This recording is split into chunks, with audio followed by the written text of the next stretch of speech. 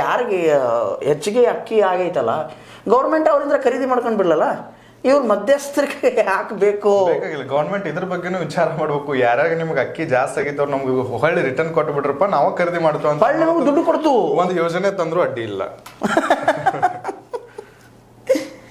ಅದೇ ಮತ್ತೆ ಇನ್ನೊಂದೇನಪ್ಪ ಅಂತಂದ್ರೆ ರೇಷನ್ ಅಕ್ಕಿ ಕಳ್ಳ ಅಧಿಕಾರಿಗಳ ಈ ಅಧಿಕಾರಿಗಳ ಚಿತ್ತ ಚೋರ ಅನ್ನುವಂತಹ ಮಾತು.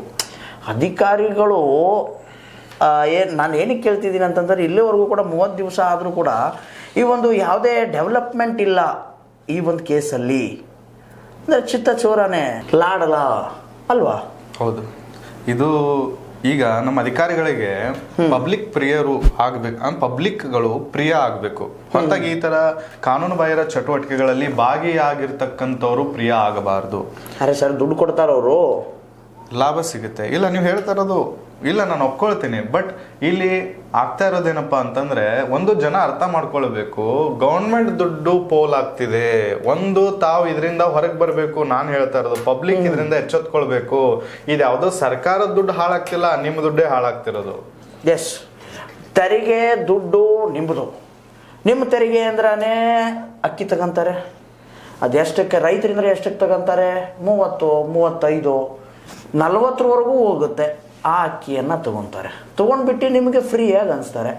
ನೀವು ವಾಪಸ್ ಹೋಗ್ಬಿಟ್ಟು ಏನು ಮಾಡ್ತೀರಾ? 15 ರೂಪಾಯಿಗೆ ನೀವು ಮಾರ್ಕೊಂತೀರ. ಅವನು ವಾಪಸ್ ಮತ್ತೆ ಗೌರ್ಮೆಂಟಿಗೆ ಏನು ಮಾಡ್ತಾನೆ? ಅದೇ ಅಕ್ಕಿಯನ್ನು ಮತ್ತೆ 30, 32ಕ್ಕೋ ಇವ್ರು ಏನಂತೀರ ನೀವು? ಬ್ರೋಕರ್ಗಳ ಮತ್ತೇನು ಮಧ್ಯದವ್ರು ಇವರು ಜನರು ಮತ್ತು ಇವ್ರು ನೋಡ್ಬೇಕು. ಇವ್ರು ಚೌಲ ಅನ್ನೋರು ಹೆಂಗಪ್ಪ ಅಂತಂತಂದರೆ ಜನರ ಮಧ್ಯ ಮತ್ತು ಅಧಿಕಾರಿ ಅಂದರೆ ಮೇಲಧಿಕಾರಿಗಳ ಮಧ್ಯದಲ್ಲಿರುವಂತಹ ಮಧ್ಯಸ್ಥರವರು. ಇವ್ರು ಆದ ತಕ್ಷಣ ಇವ್ರ ಮೇಲಿನವ್ರು ಬರ್ತಾರೆ. ಅವರು ಆ ಅಕ್ಕಿಯನ್ನು ತಗೊಂಡು ಇವರೇ 7 ರೂಪಾಯಿ ಲಾಭ ಇಟ್ಕೊಂಡು ಹೊಡಿತವ್ರೆ. ಇನ್ನು ಇವ್ರ ಮೇಲಿನವರು ಅವರು ಒಂದು 7-8 ರೂಪಾಯಿ ಲಾಭ ಇಟ್ಕೊಂಡು ಹೊಡೆಯಲ್ವಾ? ಎಲ್ಲ ಸೇರಿಬಿಟ್ಟು ಮತ್ತೆ ವಾಪಸ್ ಗೌರ್ಮೆಂಟ್ಗೆ ಅಕ್ಕಿ ಹೋಗುತ್ತೆ. ಆ ಅಕ್ಕಿಯನ್ನು ಎಟ್ಟಕ್ಕೆ ತಗೊಂತಾರೆ? ಮತ್ತೆ ವಾಪಸ್ಸು ಮತ್ತೆ 35-40 ರೂಪಾಯಿಗೋ ವಾಪಸ್. ಮತ್ತೆ ಬರ್ಡನ್ ಯಾರ ಮೇಲೆ ಬಿತ್ತು? ನಮ್ಮ ಮೇಲೇನೆ ಬಿತ್ತು ಅಲ್ವಾ? ನೀವು ಹೇಳ್ತಿರಕ್ಕೆ ಇದನ್ನ ಹಾಳಾಗಿದ್ದ ದುಡ್ಡು ಪಬ್ಲಿಕ್ ಅಂದ್ರೆ ನಮ್ಮೆಲ್ಲರದು, ನಿಮ್ದು ನಮ್ದು ಎಲ್ಲರದು. ಟ್ಯಾಕ್ಸ್ ಪೇ ಮಾಡ್ತೀವಲ್ಲ ನಾವು. ಹೌದು, ಟ್ಯಾಕ್ಸ್ ಪೇಯರ್ಸ್. ಅಲ್ಟಿಮೇಟಮ್ ಆಗಿ ಯಾರು ದುಡ್ಡು ಹೋಗ್ತಾ ಇದೆ? ನಮ್ದೇ ದುಡ್ಡು ಹೋಗ್ತಾ ಇದೆ. ಇಲ್ಲಿ ಆಗ್ತಾ ಇರೋದು ನಷ್ಟ ಕೂಡ ನಮಗೆ. ಒಂದು ವೇಳೆ ಆ ದುಡ್ಡು ಸರಿಯಾದ ಜಾಗಕ್ಕೆ ಏನಾದ್ರು ಬೇರೆ ಇನ್ನೊಂದು ಕಡೆ ಯಾವ್ದಾದ್ರು ಒಂದು ಸ್ಕೀಮ್ ಅಲ್ಲಿ ಅಥವಾ ಯಾವ್ದೋ ಒಂದು ಯೋಜನೆ ಎಜುಕೇಶನ್ ಇಲ್ಲ ರೀ ಇಲ್ಲಿ, ಅದು ಇಂಪಾರ್ಟೆಂಟ್.